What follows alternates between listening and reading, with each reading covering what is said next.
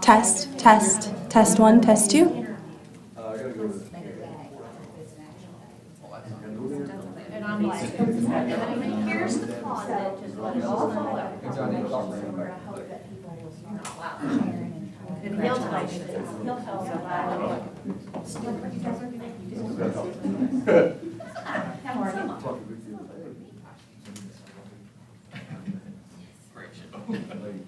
you? Yeah. Hey, Mr. Morning, Tom. How you doing, everybody? All right. I know, Eric.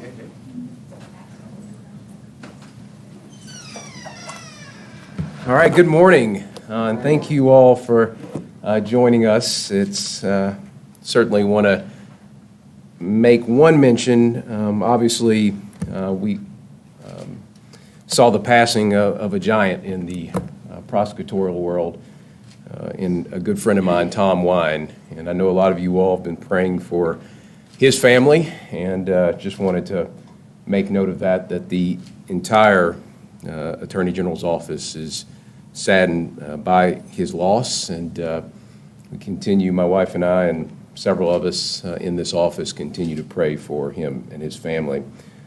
I'd like to begin by extending my gratitude to those who made today's event possible.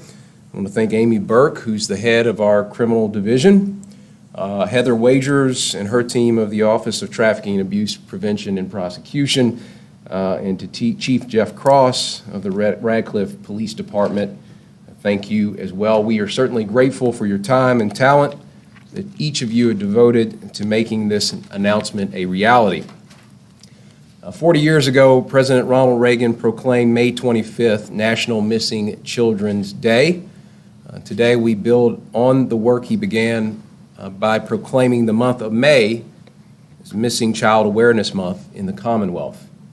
In a few moments, I'll sign a proclamation making that official. Now, as many of you know, this office pursues many priorities. We try to check government overreach, protect the lives of the unborn and your constitutional rights, fight human trafficking, and combat the drug epidemic. Each of these goals remains an important part of what we do here, but we also have an equally important responsibility to make sure that we look out for our most vulnerable and to make sure that we are looking out for Kentucky's kids. What would it say about us if we look past our children and the dangers that they face? I'm sure all of us can agree that we want no part of a commonwealth in which we do not look after our children, which is why we are here. Today, in addition to proclaiming May Missing Child Awareness Month, we're proud to launch a new initiative called It Saves to Know. The initiative has many goals. It will help protect missing kids from human trafficking and debunk the myth that those who run away are not in danger. It will also help caregivers identify the signs that a child may run away, equip families with the information necessary to locate their child quickly, and train stakeholders on the resources available to locate missing children. Over 3,700 Kentucky children were reported missing last year.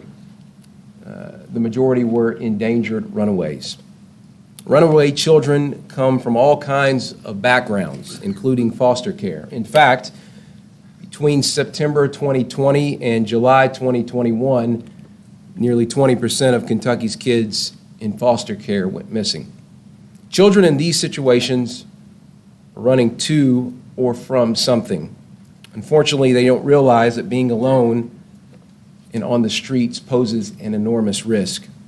For instance, from 2020 to 2022, the Commonwealth experienced a 70% increase in the number of child trafficking victims and a 67% increase in child trafficking reports. Runaways become targets for those who traffic children. It is estimated that 1 in 6 runaways is approached by human traffickers within the first 48 hours of going missing. This cannot continue. Saves to Know represents a strong first step towards ending such trends. Our initiative includes a multi-pronged approach to media that will teach Kentuckians in all 120 counties. And we will prioritize digital platforms like social media, as well as advertisements on radio and popular streaming devices. Regions of the Commonwealth with high rates of missing children will receive targeted attention. I'd now like to show a preview of our It Saves No campaign.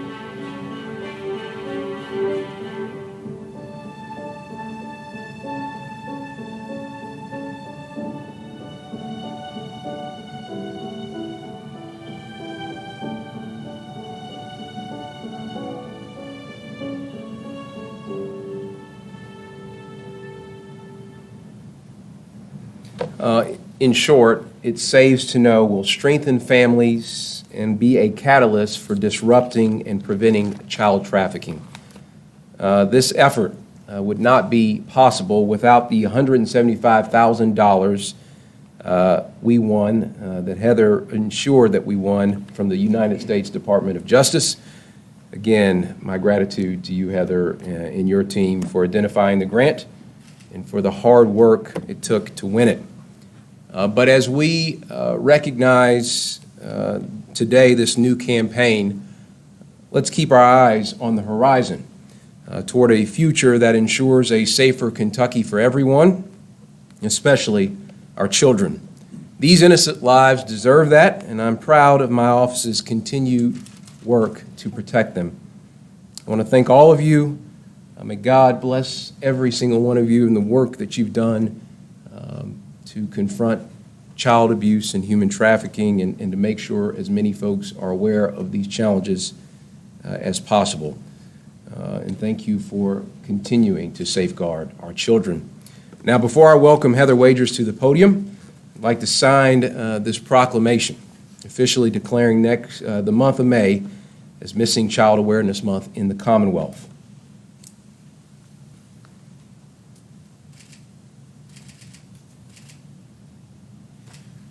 Secretary Adams will have to add his John Hancock to this as well, but we are honored to be able to make this declaration. Heather, podium is now yours.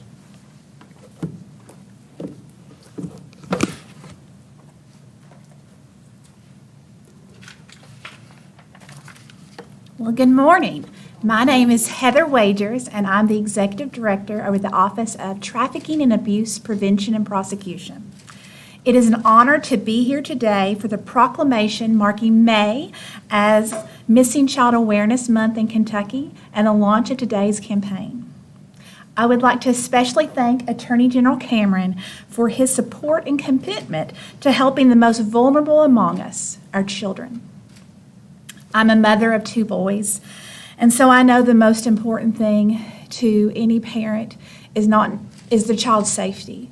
And so I think most parents have had a panicked moment where they've not been able to lay eyes on their child and know where they are for a nanosecond. But for some families, some parents, that still continues, and that moment is never ending. Protecting children has been a hallmark of Attorney General Daniel Cameron's administration. In January of 2021, Attorney General Cameron began utilizing his platform on social media to amplify the message of missing children in Kentucky. Our conversation about that effort is very clear with me. What he conveyed was, if we can help one kid, if we can help one family, it's worth it. And so I just really appreciate your support in this, General, because we need leaders that have that commitment.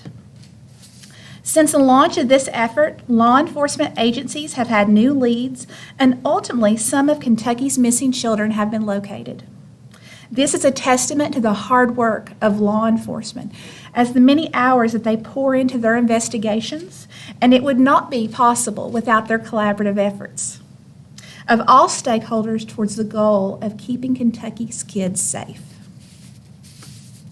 The It Saves to Know campaign is a further extension of our effort to raise awareness in the Commonwealth about the dangers facing children that are abducted or go missing. We also have in our campaign the signs that a child may be considering running away. This is a second prevention campaign that my Office of Trafficking and Abuse Prevention and Prosecution has been awarded during General Cameron's administration. We are grateful for the federal award that will assist us in strengthening our efforts to keep Kentucky's kids safe.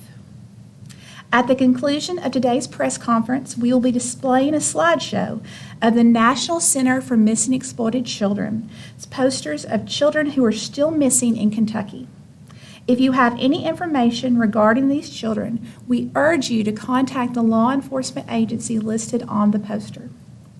And now it is my pleasure to welcome to the podium Radcliffe Police Chief Jeffrey Cross. And he's going to talk about further efforts that his office has done in protecting kids. Thank you. Thank you, Heather. Attorney General, thank you, sir. I'm not going to be as good as they are.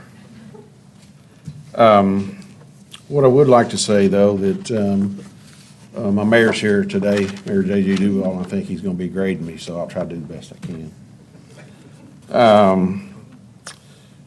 When a child goes missing, it's devastating for the parents, it's devastating for the family, and it's also devastating for the communities, and it's devastating for the law enforcement. And oftentimes, when it involves a child, we all know that we do our job every day the best we can, but when a child's involved, we always step up our game. And not just us, but the community, the media, everyone works together, and we step up to try and reach a resolve for these children and their families. But I would like to thank Attorney General Daniel Cameron and his staff for giving me the opportunity to speak here to you all today. Appreciate it. The missing children face many dangers, and my office works diligently in our agency every day to try and bring these children home. But we know what a task we face. Long before this campaign was launched, Attorney General Cameron has been providing resources to assist us in locating missing children. This just didn't start today. It's been going on since he's been in office. Thanks in part to those resources and collaboration between my department, the National Center for Missing and Exploited Children, and the Office of the Attorney General, Radcliffe girl has returned home without incident. She was missing for about 2 years. This story is a perfect example of what can take place when we all work together and try to get the resolve done for these folks. While we have success in this type of case, there's still much work to be done for these kids all across our Commonwealth and our nation, for that matter. I'm grateful as a member of the law enforcement community to Attorney General Cameron for taking the initiative to launch the Saves to Know campaign. We certainly hope that this initiative will help keep kids safe by preventing them from going missing in the first place. And that's the key. If we can keep them home without going missing, our success is going to be much better. After all, Kentucky's greatest resource is our children, and it's the future of this Commonwealth, the future of our nation. They're our most precious part of our society. If we can all work together and bring awareness and recognize the warning signs early on, hopefully, like I said, we can enhance our efforts to keep our children home, keep them protected, and keep them from going missing in the first place. And again, on behalf of the Radcliffe Police Department, I thank you for your efforts in making missing and exploited children a priority in Kentucky. Mr. Attorney General, we want to thank you for your leadership, your compassion for these children and their families, and also for your commitment to all of law enforcement across this state. Thank you, sir. Thank you. Appreciate you. Thank you all. Well, thank you, Chief Cross. Mayor, thank you for being here as well. To the extent there are any questions, we're happy to answer them. But again, thank you to all of those that are in attendance today and for your work and commitment to exploited and missing children. It is an honor to have you all enlisted in this work. And every day is another opportunity to bring a child safely home, and let that continue to be your mission. God bless you all. Yes, sir. Thanks, General. When you have the kidnappers, they draw the kids across state lines, do you have to go to the FBI, or do you work directly with the officials in the other states to try to hook them up, you know? We work with the National Center for Missing and Exploited Children, and they are the national clearinghouse. And so we are happy to connect law enforcement with those resources. But law enforcement, that coalition all across the country is very committed to working together to find and bring these kids home. There is a vendor that works with the National Center for putting the missing child posters on the fuel pumps, the videos of the fuel pumps, all across the country. And so sometimes that is more effective when you're thinking that a child may have left state.